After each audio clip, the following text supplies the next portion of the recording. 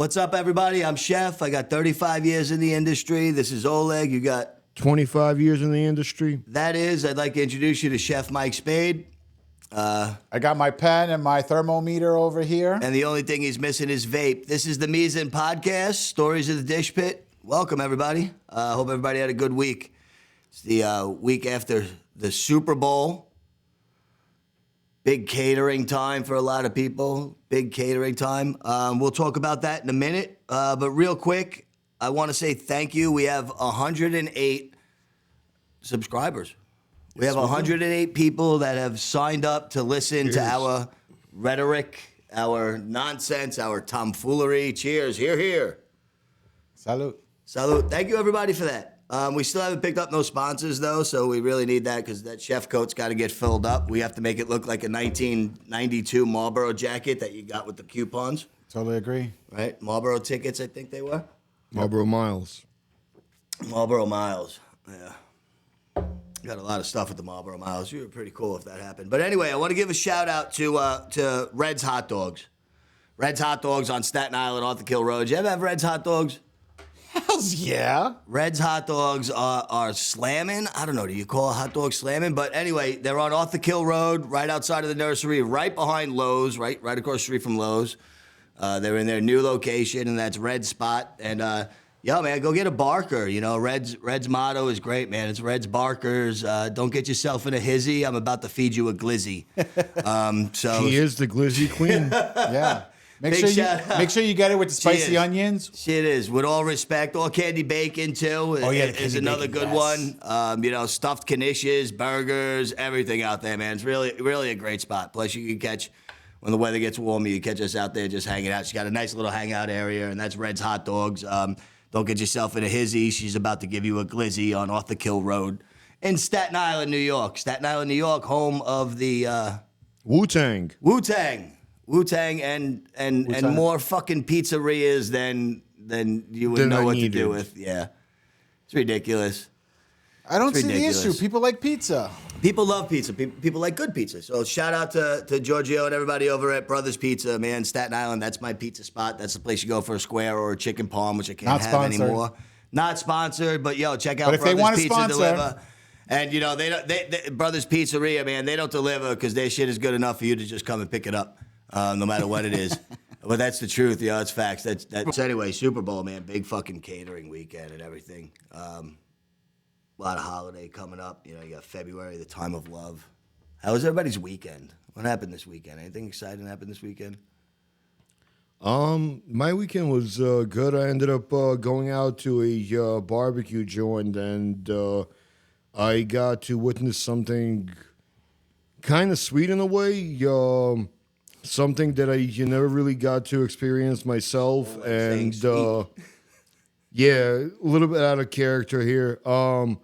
But yeah, I went to a barbecue joint and I seen a kid that looked like definitely a transplant from a somewhere Midwest, because he had the stereotypical Mustache. broom handle mustache, the rolled up beanie, the jeans, the Chelsea boots. Like, it looked like he belonged on the docks somewhere 50 years ago. Nice. So he's like an Irish immigrant. Kind of, but he wasn't. From Idaho. Exactly, basically. So I noticed at the barbecue joint an older couple just sitting by themselves enjoying their drinks quietly, and towards the end of their son came out and he sat down and he enjoyed their meal with them, and it just made me think that in 25 years of me cooking, I never got a chance to actually do something like that. Be able to cook for your parents. Cook for my parents. Like, I've cooked for my parents at home, Right. and plenty of home occasions, but never have they came to an establishment where I was working and I got a chance to cook for them. Like, they've come to a food truck where I was, but never like to an actual like brick and mortar spot. You know, like being able to sit down with your parents at a place where you worked It's Well, that's something kinda cool, that I and have especially never done. If you're coming from somewhere else, well, Yeah. I mean, you come from somewhere else. Yeah. But just being able to do that, I know I never got to do that.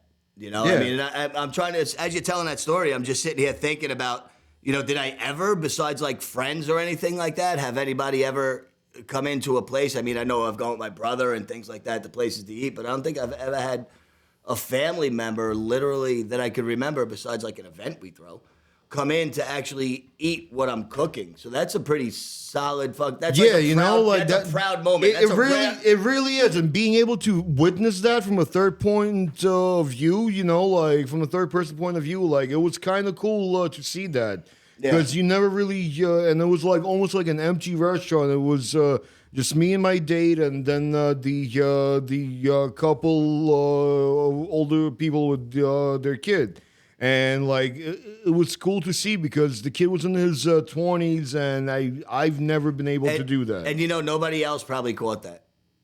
Dead ass. Nobody else in that place probably caught on to what actually was going on. But I think that's just like a certain thing that we'd notice. You notice the guy sitting there by himself, and you see the pictures of the guy with the picture of his wife and so forth. But just to see that.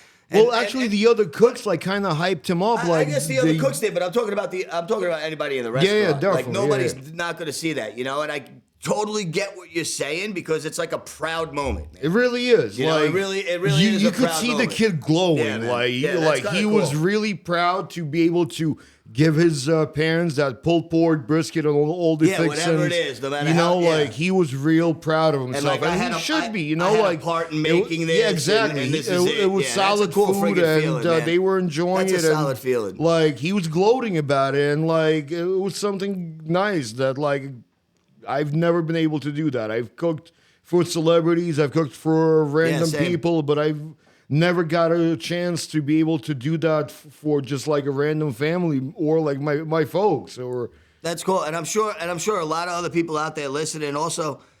Besides not having the chance to do that, a lot of places that people have worked, you don't have the time to spend with somebody to be able to come out and entertain you. I've never had a chance to be able to sit down and be like, man, let's hang out. There's no way. It's like, listen, I'm working, I'm doing this, even when I'm catering.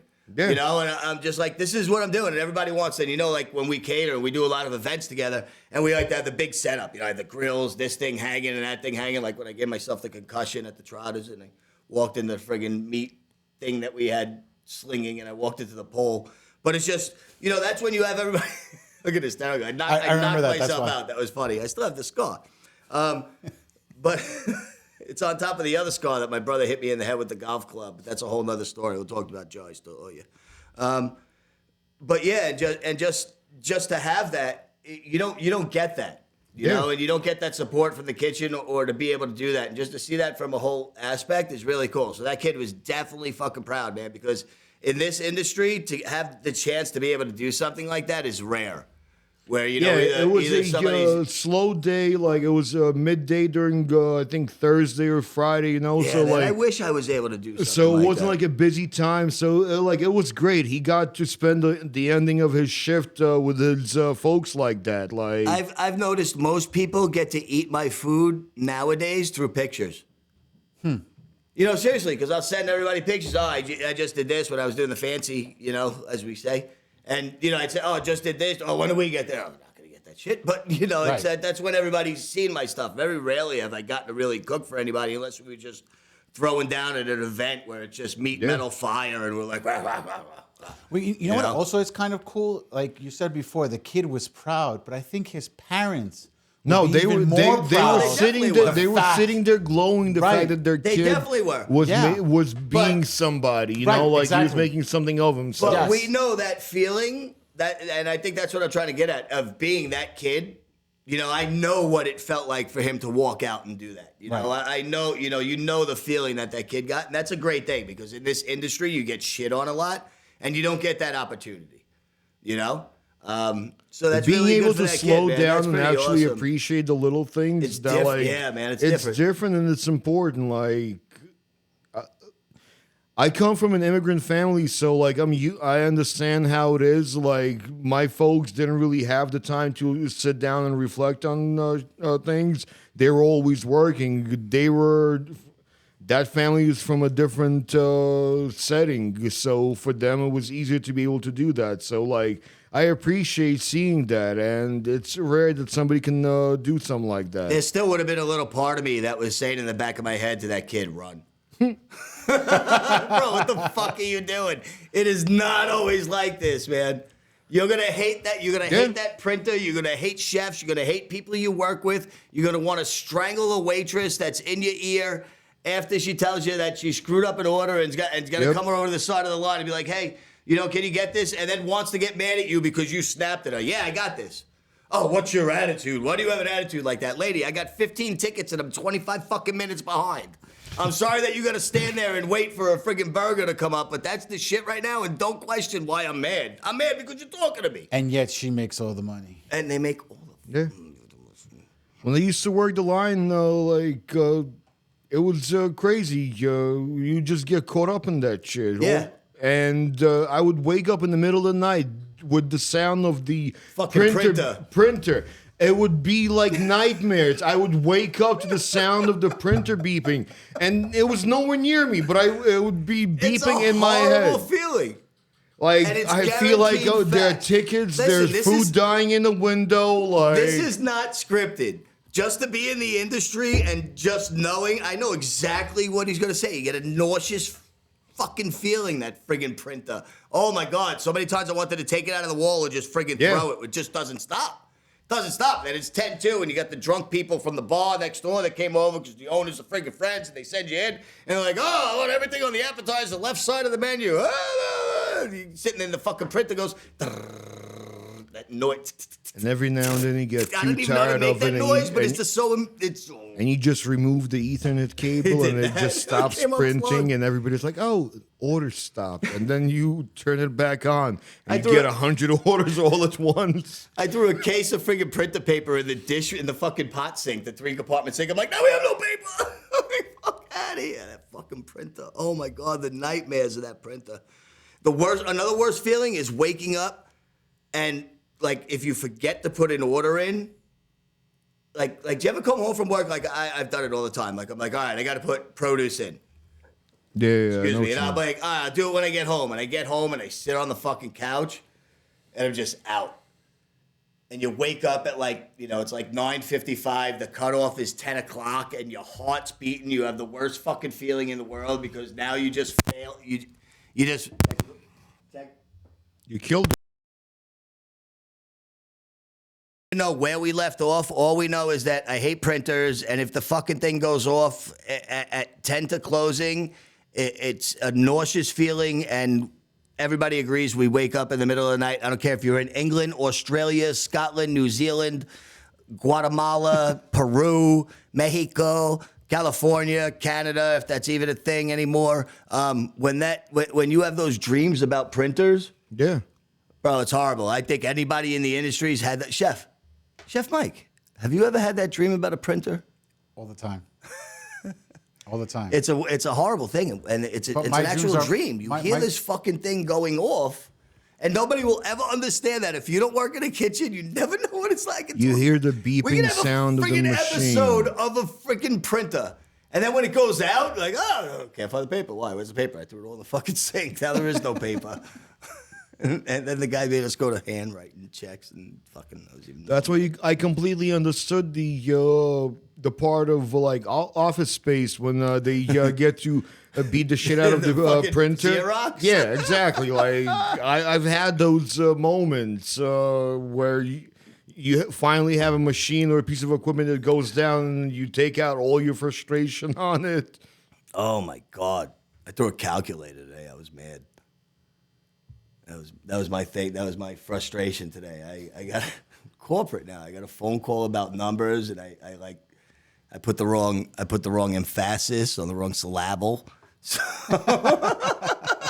so there's like 15 emails and all this shit. I'm thinking in my head, I'll just create another invoice. Hold on, easy. And I got off the phone. I took my calculator. I was like, and I threw it, and I threw it against the. It didn't even work. I threw it against the fucking case of oatmeal, and it didn't even do anything. It just went and calculated again. Fucking ass. Anyway, So Valentine's just passed, man. That's a shit holiday. It's a shit holiday for the restaurants, man. Why? I don't know. I don't like.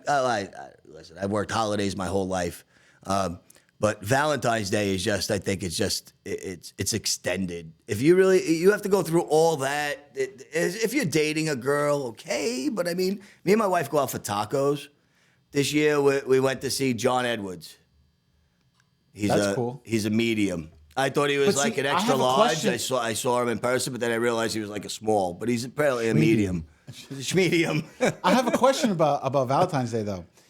Is it easier for you guys to have a prefix menu or just to have a regular, whatever? It No, is? because nothing. Listen, nothing special. You want to answer this? I don't Go know. ahead. Strawberries don't make a fucking salad special, and neither do heart-shaped pizzas, which you've apparently made a lot of. And everybody on Staten Island wants one. All you see is the post and like Staten Island neighbors is, where can I get a heart-shaped pizza for the best price? Lowest possible in the 10314 area. I don't want to go pick it up. That's fucking Staten Island for you. It's ridiculous. Everybody wants everything at that moment. But anyway, Back to the question. So prefixed or no, man. a la carte? I just think Valentine's Day is a normal day, man. It's fucking It's a Hallmark Wednesday. holiday that's designed is. by the If you have to- greeting industry, in By my Hallmark. opinion. By Hallmark. Roses Yeah. are red, violets are blue. Happy Valentine's Day. I should have gave you a card and flowers 364 other days out of the year. Terrible advice. Well, at I least don't know. we It's know. not special Don't for quit me. your Me day and job. Stick to being I a can't chef. right now. Me and Noreen, as he says, fancy chef. Me and Noreen go for tacos. That was our first thing. We still go for tacos. I don't Except see the this year issue we're why you going for shouldn't. John. We went to John Edwards, which is cool. I'm still here, so nothing he said came out correct, like the lotto thing and all that. Bastard, you don't know nothing. So Oleg, do you like prefix or a la carte? I mean, prefix is easier because it's the same thing over and over, but at the same time, it kind of gets boring because it's the same thing over and over. Yeah, but just for that night, as long as you're prepping off the same menu. But then again, it goes to me where, I'm like, just use your menu. What is the difference? What do you have to make fucking... I had to make risotto... But that's how they upcharge, Risotto no? pizza you did. Risotto rice cakes. Risotto heart-shaped cakes one year. That was the special with a lobster tail and 4 scallops upon it. Right, but the restaurateurs, But it was like way over. The owners though can just sit there and just double charge everything for the same thing that For you what? can get tomorrow. For what? half You're already the doing price. things great on your menu. Why do you have to do something special? It's the same things on the menu. You just made them Valentine's Day. Ish. People like that, I guess. I don't know. Man, I don't know. I think it's a made-up holiday. It's another gimmicky. It's a gimmick. It definitely is. It's another gimmicky Gimmick. holiday. So It's it's like, a it's sales like tactic. Christmas. That's all it is, a sales tactic. It is. It's a way to get people in that made mistakes for the night before or whatever they fucking You did. can upcharge for a dinner for two, so that people don't seem that seem like that they're cheap or whatever. That they're not putting out the right amount of money, and you guilt trip people into spending extra money just to look good in front of the other person. Listen, you want to know how you have a good girl? Valentine's Day, you don't need to wait and see if she opens the door for you, or you do the Mario reach over next to a semi, see if she goes down on you. Take her for fucking tacos. If she's fine with tacos, you're perfect. That's all you need. You need nothing more than tacos. Anything goes wrong, you can always talk about it, and that's it. And it's just, Wait, it's so just you mean good. to tell me Charles Palminteri is lying to me when they have Oh, I to didn't reach say over? he's lying. It's a great reach movie, over and but I'm open the just door saying, for me. But like I'm in just the saying, Bronx listen, Tale? you can do the same thing with tacos. Oh, Listen, the Let's try easiest that. easiest way to a girl's heart is through good tacos. And then you got to eat the tacos all the way. pink And tacos then, all yes. the way, man. Tacos all the way. If you don't like pink tacos, I don't know what to tell you. I mean, but honestly, I was never a fan of it, and just up until recently, I didn't have to work, Valentine's or really other holidays, the corporate thing. But having to do that, coming up, it's just I didn't agree with it. Just do what's on your menu. It's just a night out for people to impress people. You want to do all that bougie shit, then do it all the time. But I'm also a big fan of that. If you don't do 20 things on your menu mediocre. Do 10 things on a menu really friggin' good, Yeah. man. You don't need nothing more than that. Like I said before, there's not much more that you could create. You know, now people are just taking things and expanding People on them. Just do good complicate food. things by having 3-page menus when Yeah, you really man. need just a few good things that the kitchen knows in and out of it, instead of having 30 items that they kind of know what they're doing with it. It gets messed up that way. Yeah, you can't go to Lenny's Diner in in Milwaukee, Wisconsin, and expect the Italian hero with prosciutto the Bomber and gabagool. It's going to be good. So one of the Out other there you're getting the fucking cheese curds poutine on the Cisco frozen fries, and you're going to be happy with But it. that's what I meant one of the previous episodes when I was saying that I hate the diner menus because they're so big and You're like, Greek, man. it doesn't matter. You The heard point that? He's is, Greek. it's like, yo, He's you Greek, and he hates the diner menu. But because they're so big for no reason. But that's a menu you could have that big. Right, but they're making 100 different things. Stick to 50 things. It doesn't matter, but you look at it; it's all based off of everything rolls off. Because they're off trying of the same, to please all different demographics. and you have They got a little bit of Italian, they got a little bit of American, they got a When- little bit of everything in there. When is the best time to go to a diner? When you're When drunk. nobody else is there. Exactly. No, but when you're fucking drunk. And what do you want when you're drunk? You don't know. Pancakes. You you don't might know. want roast pork. Might want General Tao's cauliflower scungili. Cheese fries and gravy. Cheese fries and gravy. We used to call them they were Disco fries, yeah. Disco Bro, back fries in on Long college, Island. that was Embassy my Diner, shouts out hangover again, drunk man. menu. Oh, bro, that was the best, man. The fucking cheese fries with the provolones, the melted Yeah. sliced cheese on it. Hell yeah. It was like the fake mozzarella and all that. Yeah, man, that was good. So anyway, Valentine's Day, tough day to work. Any holiday's tough to work. Stop at the special menus. You don't need that. Also, fuck brunch. I don't know if I mentioned that tonight. Oh, imagine brunch No, on I don't. Valentine's no, I don't. Day. I don't at all. I But don't I feel like Heart-shaped brunch on pancakes. Valentine's Day, I feel like there's a bit of added pressure to it because now, besides the regular food, now that food is also inadvertently responsible for somebody may or may not be getting laid. Yeah, but listen, the only thing, So if but the other important so thing, if your meal is terrible and they have a terrible day, there's no way somebody's getting some at the end of it. So listen, and also the other important thing on Valentine's Day that you need to know about that's happening in the kitchen is the two Spanish guys that are back there are flirting as hard as they can with the three servers because they know they're not with their guys on Valentine's Day. And they're throwing all the lines and French fries they can at them because that's what's about to happen in the bathroom stall. I like that. That's great.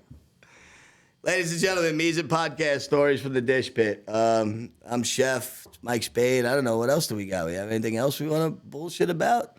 Oleg, any tips or anything like that? I know you have a tip. You have a tip? Let's end the show Besides, on a tip. let's be Give us a careful what tip. you say to Oleg. I'm still very surprised how he had a sentimental story and and so forth. This is what I It's get like for having something that's feelings. close to my heart. I'm like, I didn't even know you had one for all the years I know you. You have feelings? Sometimes. What? You know why? It's because it's Oh, wait. February. It's Valentine's Day. What tip month. did I Wait, how many heart-shaped pizzas have you made? Too many.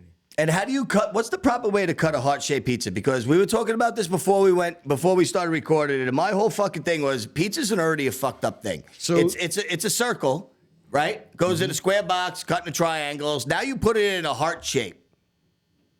Well, you would cut it into little squares like you would to a Domino's or whatever. That's the only way to man. do it because you can't. Heart-shaped pizzas. Stop Why ordering can't the you just heart-shaped fold pizzas. it in half and just eat it like a slice? Show your girl you love her the whole year, not just on Valentine's Day. I agree. That's my thing. So, one of the tip that I had is for treating immediate burns. If you're ever on the line or cooking at home and you get caught with a really bad burn, to take away the heat from the burn, you take an egg, you crack a fresh egg, and you pour the egg yolk itself over. Just the yolk? Mainly the yolk itself, the yellow part, and have it kind of crust over the burn itself. It will draw off the heat from the the burn, and it will take away the actual burn. It won't be nearly as bad it would normally be, because the worst thing you could possibly do to burns is you douse it with cold water. That's how you start getting blisters. What about butter?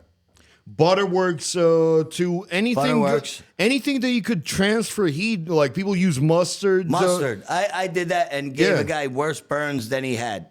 He was a dick, though. He worked in one of the restaurants I worked in Florida. He was just an asshole, and I had no idea what I was doing. They were giving me like $500 a week, and I was running this little restaurant. And this guy came in, and he was drinking Steel Reserves, and he was always drunk. You know Steel Reserves? Yeah, of course. Like $1.75 beers. Yeah. Back then in Florida, they were probably like $1.15. But he came in habit and spilled the soup all over his arm, and he's like, "Oh, what do I do?" And I was like, "Put butter on it." No, but as far as on it fucking actually wound up causing more damage.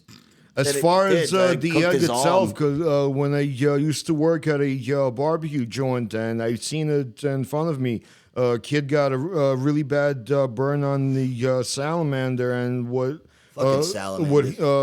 he was told to do was they cracked eggs, put it over his arm, and as soon as the egg starts to kind of crust over, almost like cook itself from the burn, you kind of peel that off, put more egg on top, kind of repeat the process, and it keeps drawing.